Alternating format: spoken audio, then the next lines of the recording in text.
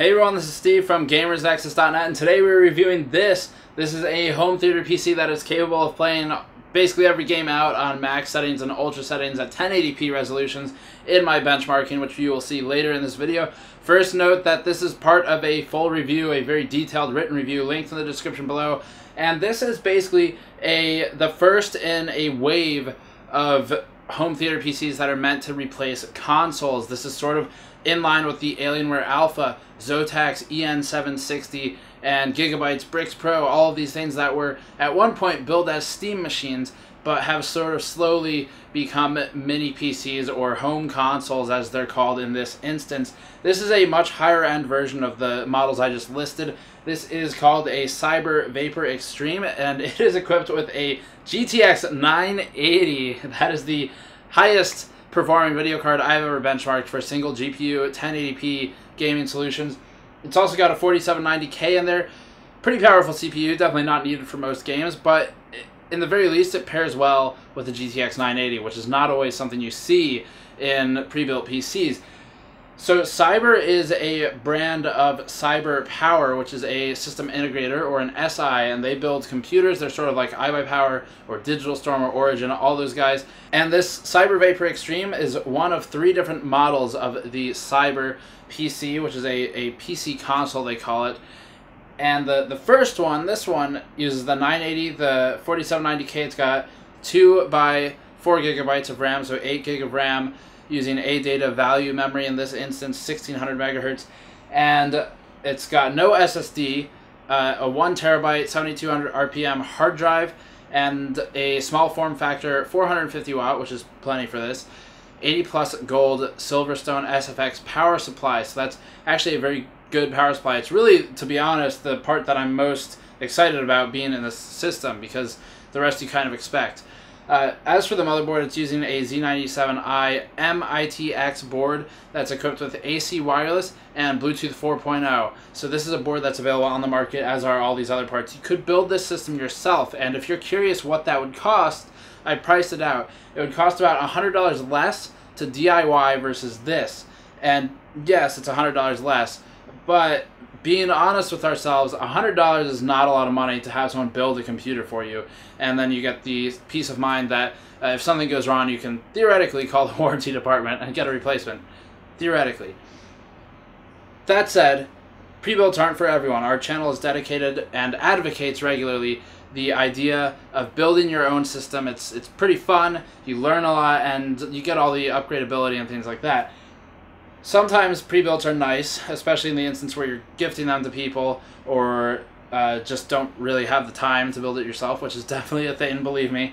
So it's got its market, and if that market isn't you, that's okay. But in terms of performance, we benchmark this. It does very well in most games. It plays pretty much everything at ultra or max settings, and for something that costs $1,500, it's about what you'd expect. The GTX 980 performs as it always performs, whether it's not, it's in one of these. And the 4790K ensures that there's basically no bottleneck on the GPU when you're playing these more modern games that are multi-threaded and will take advantage of hyper-threading, which is not a lot of them, but Battlefield 4 is among the few that will.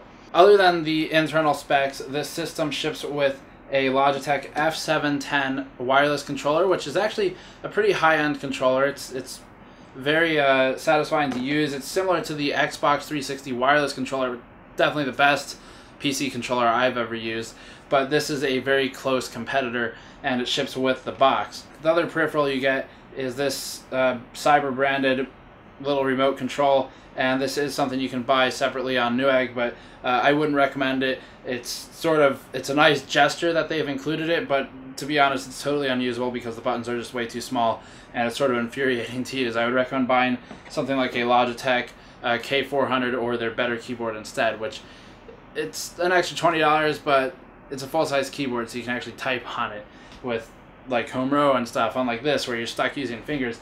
Alternatively, you could use a mobile application, plug into the Bluetooth on the motherboard, and use your phone as a controller. And that's something that I really think is potentially an oversight by Syber. They should have included some kind of instructions on how to do something like that, or linked or plugged into an existing application to use a phone as a controller, because this is ultimately meant to replace things like DVRs and consoles.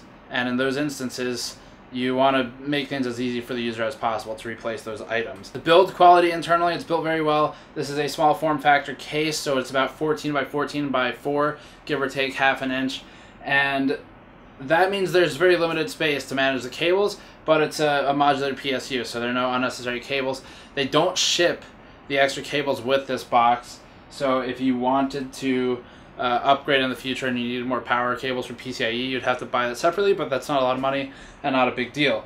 I do wish that Syber built this with an aftermarket cooler, even if it drove cost up an extra $30, because the stock cooler in here for Intel's 4790K is just not enough. It's not cutting it. It's fine if you're just gaming and you're not beating the CPU up too directly with applications that are more CPU intensive than games, like Photoshop encoding and things like that. And this machine is fully capable of doing everything most users would want in an application like Photoshop or Premiere, which is why it's a shame to see it struggle from thermals when it's really being stressed. That can be resolved with investing about $30 on your own in an aftermarket cooler. And really at that point, you'd be buying it if you built it yourself anyway, so it's not making a price difference on either end of the PC building versus the system integrated options. In Prime 95 LFFT benchmarking, the 4790K was hitting 100 Celsius. That's TJ max within 40 seconds of starting the bench, so it's really not adequately cooled. Fine for gaming, still you're hitting 40 to 60 Celsius after subtracting ambient in gaming applications, so it's definitely warm, but it's not killing it like it would be in a more CPU intensive task. The GPU was running about 60 Celsius after subtracting ambient, and that's more reasonable. That's survivable for the GTX 980, but still a bit warm. And the reason it's warm is because this case does not have any case fans in it. It's just got this vent right here. This is exposing the CPU fan on one side, and on the opposite side, it's actually exposing the GPU fan. So they've used, coming out of the PCIe slot on the Mini ITX motherboard, they've used an extension and mounted the video card separately in the case, which, one, allows this small form factor, and two, it allows them to face the fan a different direction so that they can use intake from both sides of the box and cool the GPU from one side, the CPU from one side, and then the power supply sucks air in from its fan as well. So there's only 3 fans in the system, and they're not case fans. That means that the system is fairly hungry for cool air, and you should upgrade the CPU cooler to be an aftermarket cooler instead of this crappy Intel box cooler that's in here. But that's more on really Intel than anyone, although of course case fans would help tremendously, but they just won't fit in this box. System integrators get sort of a bad rap in the PC building sector because they are regularly at odds with what PC builders individually would select for components. In the instance of the Xtreme version of the Syber box, I agree with pretty much all of the component selection other than what I just listed. I do wish that the RAM had actual heat sinks on it instead of value memory, and the only reason I say that is because it's so hot anyway that the RAM would actually benefit from heat sinks, assuming it had a way to wick the heat away from the sinks.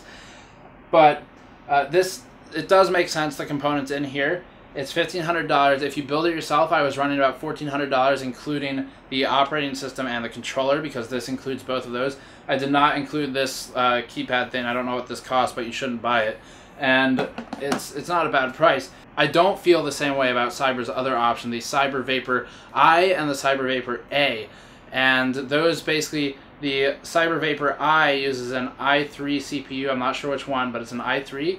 And it uses a GTX 750 Ti, and it costs $700. At $700, the DIY approach, you could easily get an i5, or even honestly an 860K might make more sense for multi-threaded applications at this point.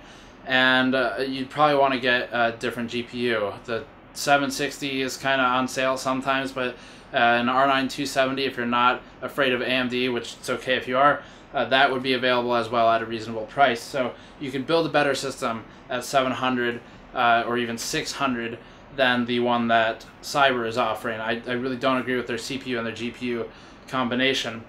The Syber Vapor A, the I and the A are Intel and AMD in my understanding. The A ships with an X4 840 AMD Athlon CPU. and it's using an A78 chipset, so it's a bit limited on overclocking, things like that. And it's got an R9 270 video card, and that one costs $100 less. It's $600. I don't think those two systems are as great value as this one. This is pretty damn good value, and it's hard to beat that. In terms of performance, this runs, as you can see in the bench, it runs over 100 FPS in some games like Grid. It runs basically in line with what we expect from a GTX 980, no surprise there. And it's easily pushing 50 FPS even in Assassin's Creed Unity and Far Cry 4, which are two of the most intensive titles I've tested lately because they are poorly optimized. And the fact that it runs those well means that it'll run pretty much everything pretty well at 1080p. At 1440p, you'll still be okay. You will not be gaming at 4K on this machine for most modern games. Some games, smaller indie titles, or less intensive or very well optimized titles, you might be able to push 4K or DSR, but most people are on 1080 anyway and 1440. So in those instances, this is capable of playing everything I've tested at maximum or near maximum settings, depending on your AA and AF settings. So it's very high performing, costs $1,500, $100 more than if you built it yourself. Really not bad value if we're honest with ourselves. It's in a small form factor case, a pretty tiny case, and you could build something similar to this with like an ASA Mini Z case, but this is a fairly custom one. It's about the size of an Xbox. It's 14 by 14 by 4, so pretty small. And being that it is a proper PC, it's fully upgradable as one would expect from a full PC as opposed to a console. As for whether you should buy this machine, it really depends on if you want a home theater console in your living room, because that's what this is built to do. If you're buying something for an office or another room, then you really could probably build a bigger system, as in physically larger, and it'll run a bit cheaper, because that's just how Mini ITX works, and definitely run cooler in the very least, if not cheaper. If you want something you can hide away in a corner or under a TV, behind a TV, this is something that should be on your short list. You should look at other items like the EN760 from Zotac, the Alienware Alpha, the Gigabyte Bricks, and things along those lines, because those are going to be the closest low-end competitors to the Vapor A and I, and then of course there are some competitors in the higher end as well, which is what this would be. All in all, it performs very well. The build quality is good. I wish they chose a better CPU cooler that is quieter and cools better. The RAM should probably have heat sinks. It's sorely lacking an SSD, which I think is strange because SSDs severely impact boot up time, and that is a big deal in a home theater environment where you want to boot quickly so you can watch or play games on demand. And it's just one less reason for you to walk away and go to your main desktop as someone who uses a home theater PC. So those are weird things. You can upgrade all three of those items. At that point, you need to sort of look at the prices and question what's worth it. The performance is pretty amazing. It's built well. The components make sense. The price is good value. So all those things considered, this is something I could get behind, but not necessarily something I would buy for myself, if that makes sense.